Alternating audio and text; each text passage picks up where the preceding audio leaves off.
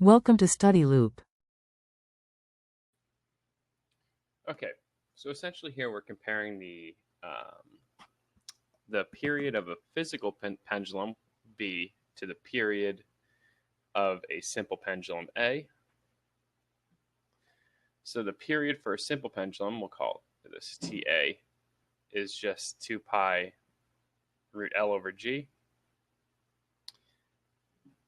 For the physical pendulum, a bit more work goes into this. So we have to first find out what the center of mass moment of inertia is, which is 2/5 for a sphere, 2/5 m r squared. R here is L over 2, so this is 1/10 m L squared. And to find the total I, we need to add on the length, the contribution from the pendulum part. So this is ml squared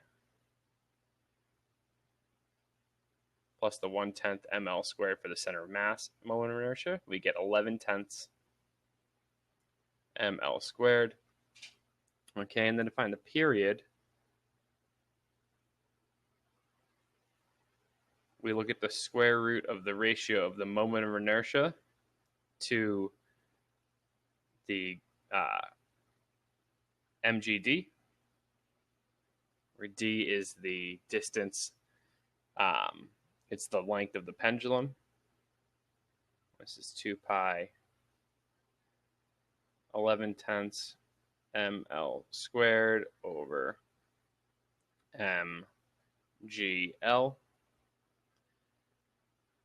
This is the square root of 11/10 times 2 pi root L over G.